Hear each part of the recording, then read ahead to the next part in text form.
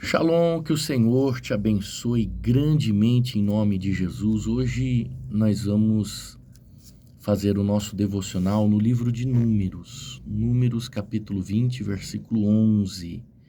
Mas antes, se você não é inscrito no nosso canal, se inscreva. Clique aí no sininho para você receber as notificações quando a gente posta um vídeo novo.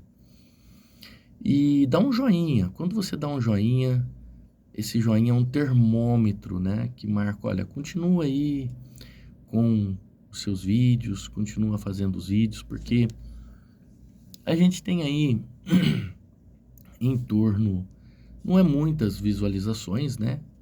Diante das postagens que a gente vê no YouTube, a gente tem em torno de 130, 140 visualização no nosso devocional. Mesmo assim, a gente continua aqui, tá? Mas se você dá um joinha, você tá marcando aí, olha, vamos continuar, vamos firme nesse devocional, né? E se o devocional está te ajudando, compartilhe para aquelas pessoas que precisam de ajuda, que precisam tratar o seu emocional, porque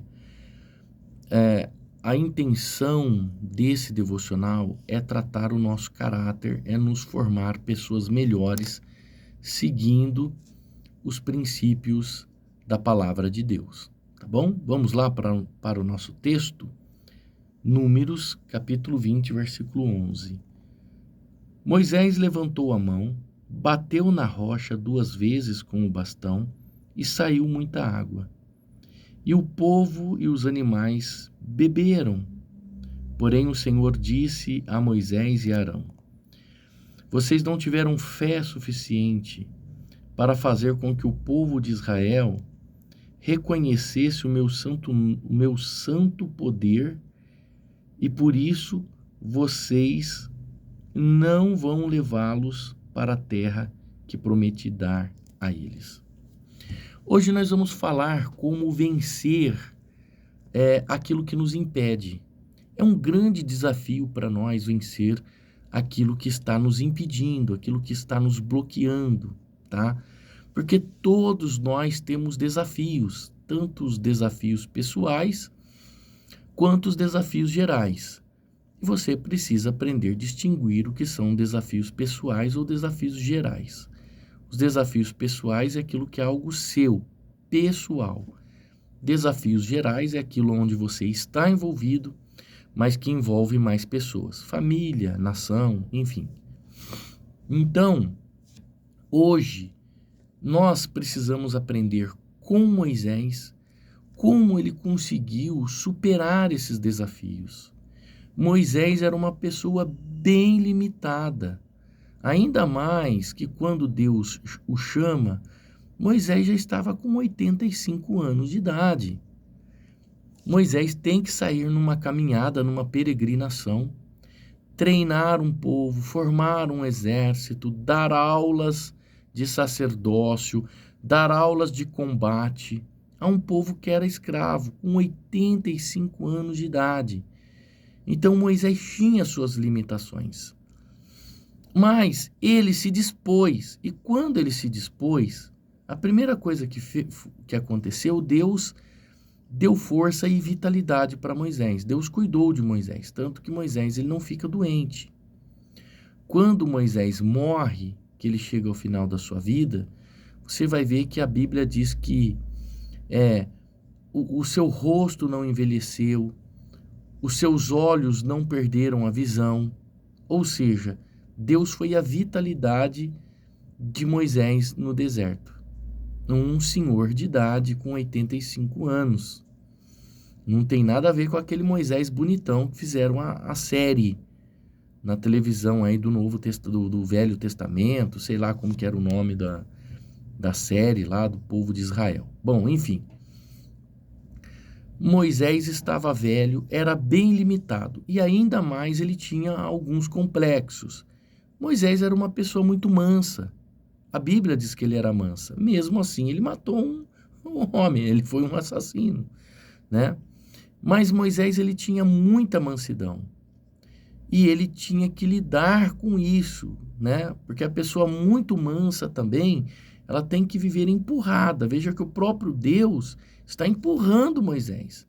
Ele começa a encontrar limitações. O povo não vai acreditar em mim, o que o povo vai falar? E isso e aquilo. E Moisés, ele tem as suas limitações. Segunda limitação que deixava Moisés bem travado era a questão da sua língua pesada. Quando ele fala que a sua língua é pesada, ele não tinha um problema de comunicação. Moisés não era gago, tá bom? Moisés não era gago. Isso nem está registrado nas Escrituras Sagradas. Ele diz que ele era pesado de língua. O que, na verdade, acontece com Moisés, ele viveu 40 anos em Midian. Ele perdeu a língua egípcia. Imagina você, sai do Brasil, você vai para um outro país e você vive 40 anos naquele outro país, sem ouvir a língua portuguesa. Né? Hoje nós temos a internet, temos o celular, os vídeos, mas imagina você isolado no deserto ouvindo apenas outra língua. Ou seja, ele perdeu a comunicação egípcia. E uma prova disso está em Atos dos Apóstolos, no capítulo 7 de Atos dos Apóstolos. Lá em Atos dos Apóstolos, o que acontece? Diz que Moisés, ele era poderoso em palavras. Ele foi treinado em toda a cultura, em toda a ciência do Egito. E ele era poderoso em palavras. O que significa que ele era uma pessoa bem eloquente. O que é uma pessoa poderosa em palavras? É uma pessoa que não tinha dificuldade de falar, falava com eloquência, tinha um belo e um bom discurso. Moisés, ele era assim. Porém, vivendo 40 anos longe do Egito, ele perdeu a língua egípcia. Por isso que ele dizia que ele era pesado no falar. Então, veja que Moisés tem algumas limitações que ele tinha que vencer. E uma outra coisa, ele sofria de baixo autoestima. Moisés tinha muito baixo autoestima. Você analisando o que Moisés fala, como ele vive a vida dele. Talvez tinha a ver com a calvície dele, né? Ou com a questão de ser um filho adotado dentro do Egito. Ele foi criado para ser um faraó, mas ele nunca seria um faraó. Ele sabia que ele nunca seria um faraó. Ele tinha que lidar com a questão de que o filho de sangue seria, de sangue azul, teria linhagem real, e ele não. Ele foi treinado como príncipe, mas ele sabia que ele não era príncipe. Então isso aqui é uma crise de identidade que Moisés vivia, né? Então ele tinha que lidar com essa baixa autoestima. Ele tinha que lidar com isso. Porque eu sou calvo. Porque isso. Então, às vezes você valoriza muito aquilo que as pessoas nem se importam. Porque eu sou assim. Porque eu tenho isso. Eu não sei, cada pessoa tem alguma coisa. Então, a pessoa nem se importa com aquilo que você tem, que te trava, que te amarra, que te bloqueia. E você acha que isso importa. Na minha adolescência eu tinha um problema com o meu dente, até quando eu arrumei o meu dente, né, de nascença o meu dente, ele era bem fino, dois da frente, parecia uma garrinha, né, o pessoal me chamava de vampiro, na adolescência, né, e isso, depois que o meu dente foi, que eu consertei o meu dente, a gente gente, ninguém se importa, porque, sabe, nós focamos naquilo. Então, é complicado, é igual a questão, né, da língua, né? Moisés está, mas eu perdi essa comunicação, eu sou pesado no falar. Isso abalou Moisés, porque hoje a gente sabe como é importante a comunicação. A comunicação é muito importante. Como você se comunica, como você fala. Você pode até ser uma pessoa inteligentíssima, mas se você não souber se comunicar, isso trava a sua vida. E como Freud mesmo disse, né, o pai da psicanálise, que as pessoas, elas sofrem de déficit de atenção, elas conseguem gravar apenas 30% do que falam para ela. Desse devocional que eu estou passando para você, muitas pessoas conseguem reter apenas 30%. Só aquelas que estão com um QI bem alto que conseguem reter tudo, entendeu? E então você vê que com esse déficit de atenção, Moisés estava preocupado com a sua aparência, preocupado com o seu modo de falar, com o que as pessoas iam achar. Então, entenda, quando você potencializa, olha só, quando você potencializa os seus problemas ou os seus traumas, ele torna a causa dos seus fracassos. Cuidado em potencializar algo em você. Quando você potencializa isso, isso se torna alvo dos seus fracassos. Cuidado, tá bom? Então, Moisés, ele ficou muito focado, tão focado e preocupado com o que as pessoas iriam achar. Ah, mas quem que está falando? Vão perguntar para mim quem está falando e tal. Que quando ele sai para cumprir essa missão, ele deixa isso potencializar sua mente, ele deixa os pensamentos potencializar sua mente, que ele sai sem circuncidar o seu filho. E no meio do caminho, Deus decide matar Moisés. Não circuncidou o filho. Ou seja, não fez uma aliança do filho para comigo. Olha a importância, hein?